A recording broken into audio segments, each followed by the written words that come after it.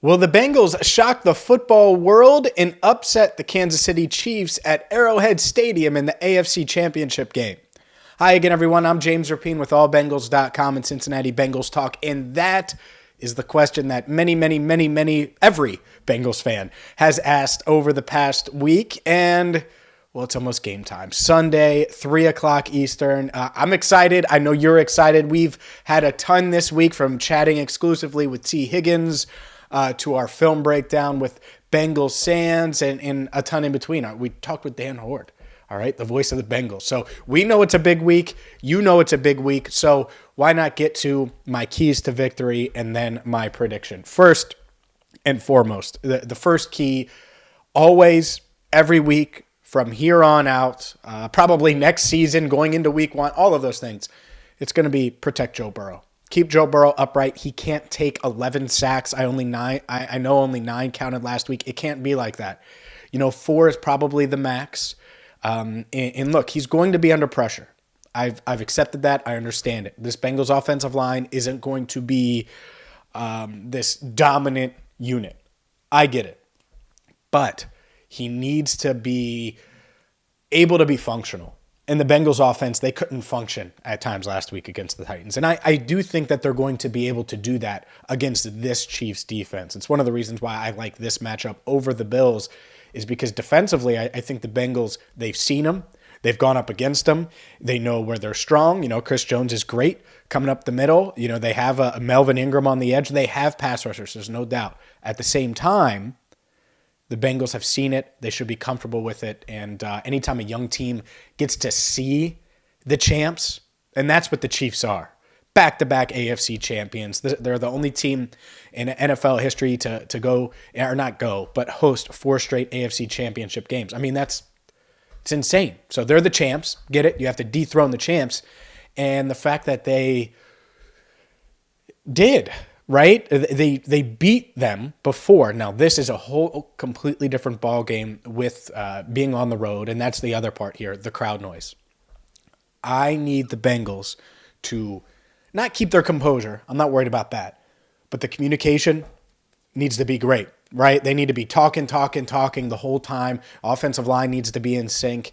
And everybody, from top on down, Zach Taylor talked about it. He was late getting plays in last week. They need to be on their tip-top shape offensively from a communication standpoint, because that is going to lead to the offensive line being put in a position to succeed, and then hopefully they're competent enough, and they were against the Chiefs the first time around, competent enough to allow Joe Burrow to maneuver, to allow Joe Burrow to do what he does. And it's funny, I was thinking about big games that Joe Burrow has played in, because he seems to always play big in big games, and Dan Horde and I discussed that earlier this week. And the one game that really sticks out, obviously you have the national championship game, and you have all these different games that you could talk about from his college days at LSU, but the road win in Tuscaloosa at Alabama, and he goes into that environment.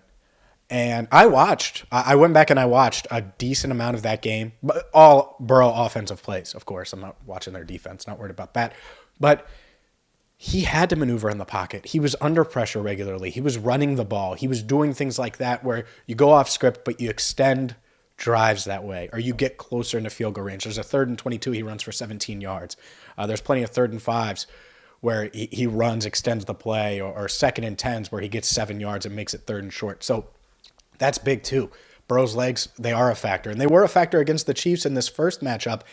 And to me, the path to winning sort of is like that Alabama game during that LSU national championship season. If you keep Burrow upright and give him a pocket to step up in or slide in, right? Again, I know it's not going to be a wall where Burrow just sits there. I get it. I understand it. He knows it. The Bengals know it. But when you're talking about the weapons that this Bengals team has, and one thing I asked Higgins, again, you should check out that interview too. Look at me just plugging everything we've done this week. I was like, man, does it feel like you're at Clemson? You have this high-end quarterback. You have a bunch of great receivers around you. You have a great running back behind you. I mean, that's how it is. And that's what this Bengals offense is. And so to me, if you give Burrow time, he's going to be able to pick the Chiefs apart. And yeah, they could double Chase. If they do, then it's going to be the Higgins and Boyd show for a bit. But I also think that Chase is going to play big. I think he's going to make some big plays, because there's going to be times where they can't double team him. And when that happens, the Bengals have shown they can take advantage of it. The other thing here, and I'm not saying they have to run it a ton, but especially early in the game, I wouldn't mind if they could try to establish the run game a bit. Now, that doesn't mean on 2nd and 12, you're running the ball. But get Joe Mixon involved, get him some touches, because you have the edge there. You have the edge offensively, running backs wise. I think Joe Mixon is a stud. I'm curious to see if we see some Chris Evans, especially after what happened to Samaje Perine last week. I think Chris Evans is more dynamic out of the backfield, certainly a bigger threat if he catches the ball out of the backfield. Be a good week to use him if they were going to use him.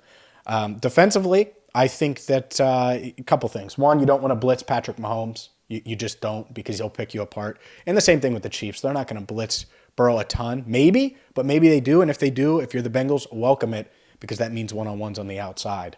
And Joe Burrow's great at that. But Mahomes has been great at it too. And I don't think the Bengals will. I think they have confidence that Trey Hendrickson and Sam Hubbard can get home. And that's going to be a matchup, man. Trey Hendrickson versus Orlando Brown Jr. Can Hendrickson get the edge there? Maybe a strip sack like he did last week or the week before. He's got 2 strip sacks in the playoffs. They need him to do that.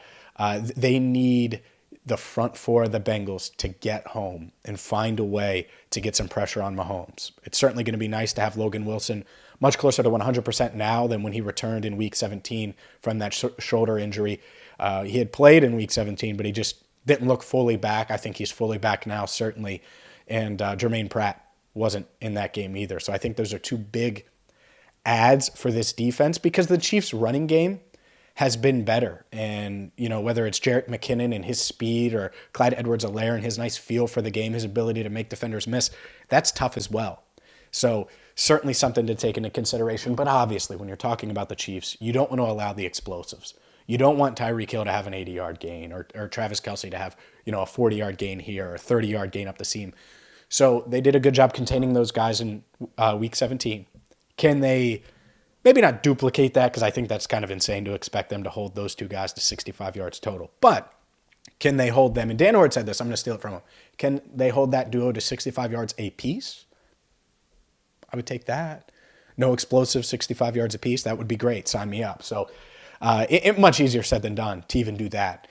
I expect this to be an offensive explosion, ladies and gentlemen. I really do. And I think those guys are going to get theirs. But there's going to be an opportunity or two where the Bengals, whether it's a strip sack, it's an interception, they have to take advantage of it. They have to recover that fumble. They have to catch the ball, right? If Jesse Bates cuts in front of McCole Hartman, you have to catch it. If it's Logan Wilson, if it's Jermaine Pratt, whoever it is, Mike Hilton, it doesn't matter. Eli Apple, who's made some big plays this year. Any of these guys, they have to make that play on defense, because I think the Chiefs are going to get their yards. To me, can you hold them to field goals a decent amount of the time? And then the other part of it, can you force a turnover or 2? And if the defense does that, even if they give up 35 points, I think it's a job well done against this team in that environment, what it's going to be like, with a Super Bowl appearance on the line. Now flip it. On offense, it's everything here. And it starts with Burrow. It ends with Burrow. Protect him. Make sure you're getting your playmakers in space. Chase in space. You've heard me say it. Chase in space, but not just him, man. T after the catch. Tyler Boyd after the catch. Joe Mixon, Chris Evans. Get your playmakers in space. By the way, I think it could be a huge CJ Uzomah game. And the way Joe Burrow played in that first matchup, 446 yards, 4 TDs, I think he could be even better this week. As long as they give him a pocket to slide up or to step up in, or slide to the right or slide to the left, I think he's going to play big. I really do. I think this is the type of environment that these dudes thrive in, that they love. And, I get it. The Chiefs are the Chiefs, and they're great, but I don't think that the Bengals are scared or worried, right? They're preparing just like they always do, because they've played in big games themselves, and that starts with Joe Burrow. So, a couple other things here, and I'm going to get to my prediction. The coaching. Andy Reid, Zach Taylor. Clear experience difference, clear ring difference, clear whatever you want to say. There's a clear difference there on the coaching scale. How do you balance that out? Well, I mean, there's plenty of coaches that have beat Andy Reid in this moment in AFC or NFC title games, right?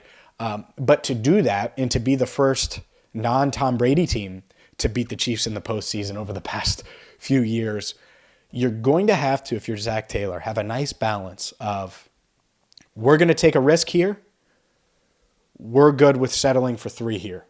And there's going to be some people that say they need to go for it every time. Field goals are playing not to lose. No, I disagree with that. I think getting that in your head gives the Chiefs an advantage instantly. So, like, if it's 4th and 7 early, I'm fine with a field goal, right? A 47-yard field goal or something like that. I'm not going to go for it every time. That's foolishness.